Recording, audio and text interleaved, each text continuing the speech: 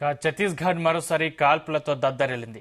Narayanpur Dantewada సరిహద్దులోని mod ఏరియాలో భారీ encounter జరిగింది. దాదాపుగా 40 మంది మావోయిస్టులు హతమైనట్లు తెలుస్తోంది. భారీ ఎత్తున పేలుడు పదార్థాలు, ఆటోమేటిక్ గన్స్ స్వాధీనం చేసుకున్నారు. యాంటీ నక్సల్స్ ఆపరేషన్ నిర్వహిస్తున్న సమయంలో భద్రతా బలగాలకు మావోయిస్టులకు మధ్య భీకర ఎన్కౌంటర్ జరిగింది. మృతుల సంఖ్య మరింతగా పెరిగే అవకాశం కనిపిస్తోంది.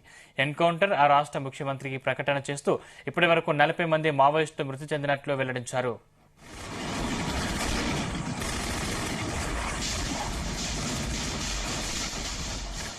ఇటీవల కాలంలో ఇంత పెద్ద సంఖ్యలో మావోయిస్టులు మరణించిన దాఖలాలు లేవు. జిల్లా reserve guards special task force నిన్న మావోయిస్టు వ్యతిరేక ఆపరేషన్ ప్రారంభించాయి.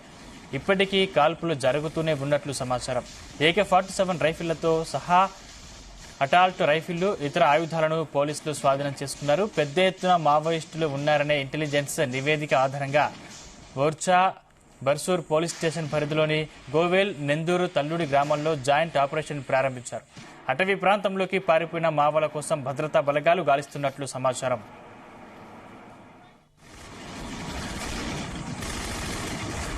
ఛత్తీస్గఢ్కి చెందిన ఇద్దరు యువ IPS అధికారులు ప్రభాత్ కుమార్, గౌరవ్ రాయ్ నాయకత్వంలో ఈ ఎన్కౌంటర్ జరిగింది. ఈ ఏడాది కాంకేర్ ఎన్కౌంటర్లో 29 మంది మావోయిస్టులు మరణించారు. తాజాగా జరిగిన ఎన్కౌంటర్లో దాదాపు 40 మంది మృతి చెందారు. 2024లో ఇప్పటి వరకు ఛత్తీస్గఢ్, ఒడిశా, మహారాష్ట్రలో కలిపి 200 మందికి పైగా మావోయిస్టులు హతమయ్యారు. ప్రతి ఎన్కౌంటర్లో 6 నుంచి 10 మంది మావోయిస్టులు హతమవుతున్నారు.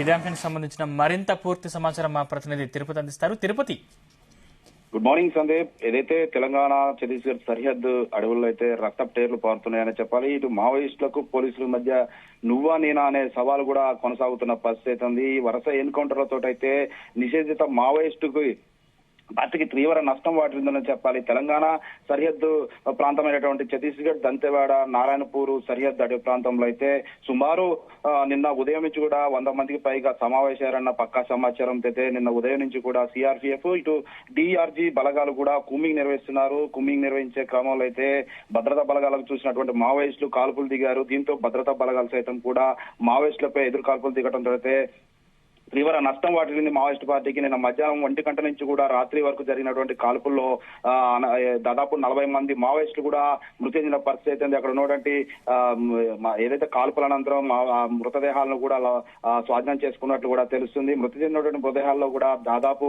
దళ కమాండర్లు, డిప్యూటీ దళ కమాండర్లతో పాటు ఒక స్థాయిలో ఉన్నటువంటి మావోయిస్టులు కూడా ఉన్నట్లు కూడా తెలుస్తుంది. ఏదైతే సంఘటన స్థలంలో కూడా భారీ స్థాయిలో కూడా డంపును కూడా స్వాధీనం చేసుకున్నారు. అందులో ALGR రైఫిల్ ఒకటి, AK-47 తో పాటు ఆటోమేటిక్ రైఫిల్స్ కూడా స్వాధీనం చేసుకున్నట్లు కూడా తెలుస్తుంది. ఏదేమైనా అయితే మృతుల సంఖ్యలో పెరిగే అవకాశం, ఇంకా మృతుల సంఖ్య పెరిగే అవకాశం ఉన్నట్టు కూడా అధికారులు తెలుపుతున్న పరిస్థితి. ఇంకా మరికొందరు గాయపడే కోసం నేపథ్యంలో అయితే గాయపడిన వారి కోసం అయితే కూడా మరికొంత అదనపు బలగాలతో అయితే అడవి మొత్తం కూడా జల్లెడ పడుతున్న పరిస్థితి అయితే ఉంది. ఓవైపు మావోయిస్ట్ పార్టీకి చెందినటువంటి కీలక నాయకులు ఎన్కౌంటర్ లో మరణించడం, మరోవైపు మావోయిస్ట్ నాయకులకు సభ్యులు, ఇటు గ్రామాల్లో పనిచేసిన మిలిషియా సభ్యులు కూడా లొంగిపోవడం, పలువురు మావోయిస్టులు పార్టీ సభ్యులు అరెస్ట్ కావడంతో అయితే తీవ్రంగా నష్టపోతుందని చెప్పాలి. ఇది గత 8 నెలలుగా ఛత్తీస్గఢ్ లో చూసుకుంటే మాత్రం దాదాపు 180 నుంచి 200 మంది మావోయిస్టులు కూడా ఈ ఎన్కౌంటర్ లో మృతి చెందారు. వివిధ స్థాయికి పనిచేసేటువంటి మంది సభ్యులు కూడా భద్రతా బలగాల ఎదుట కూడా లొంగిపోతున్న పరిస్థితి. ఇప్పటికే ఏజెన్సీ గ్రామాలన్నీ ఉలిక్కి పడుతున్నాయి. అక్కడ ఉన్నటువంటి అటవీ ప్రాంతం మొత్తం కూడా కూంబింగ్ నిర్వహించడంతో అటవీ ప్రాంతంలో నివసించేటువంటి ఏజెన్సీ గ్రామాల్లో ప్రజలు కూడా బెంబేలెత్తుతున్న పరిస్థితి అయితే ఉంది. ఇప్పటికే సరిహద్దు ప్రాంతాల్లో ఉన్నటువంటి పోలీసులు కూడా అలర్ట్ అయ్యారు. ఏంటంటే మావోయిస్టులు ఇంకా అడవి దాటే ప్రయత్నం, గాయపడినటువంటి మావోయిస్టులని అడవి దాటించే ప్రయత్నం చేసే నేపథ్యంలో అయితే అడవి ప్రాంతం సరిహద్దు ప్రాంతాల్లో కూడా పోలీసులు భారీగా తనిఖీలు చేపట్టిన పరిస్థితి అయితే ఉంది. సందీప్, తిరుపతి, అంటే 2026 కల్లా అంటే మావోయిస్టులను పూర్తిగా అంతం చేస్తామని కేంద్ర మంత్రి అమిత్ షా ఇటీవల ప్రకటించిన సంగతి తెలిసిందే. అంటే ఆ దిశగానే అడుగులు పడుతున్నాయి అనుకోవచ్చా? ఖచ్చితంగా చెప్పుకోవచ్చు. ఎందుకంటే గతంలో చూసుకుంటే మాత్రం కేంద్ర ప్రభుత్వం ఆల్రెడీ బీజేపీ ప్రభుత్వం ఒకటే చెప్పింది, మావోయిస్టు వ్యతిరేకంగా పనిచేస్తున్న వారందరూ కూడా అంతం చేస్తామంటూ కూడా హెచ్చరికలు జారీ చేసింది. గత జరిగినటువంటి ఎన్నికల్లో కూడా బీజేపీ ప్రభుత్వం, ఛత్తీస్గఢ్ లో బీజేపీ ప్రభుత్వం రావడంతో అప్పటి నుంచి కూడా ఒక ఆపరేషన్ నిర్వహిస్తుంది. ఆపరేషన్ లో ఇప్పటికే 100 మందిని మట్టుబెట్టిన పరిస్థితి ఉంది. ఇంకా రాబోయే కాలంలో కూడా ఈ మావోయిస్టు వ్యతిరేక విధానాలకు ఎవరైతే పనిచేస్తారో వారందరూ కూడా మట్టుపెట్టే విధంగా అయితే ప్రభుత్వం, ఇటు కేంద్ర ప్రభుత్వం పాటు రాష్ట్ర ప్రభుత్వం కూడా పనిచేస్తుందని చెప్పొస్తుంది.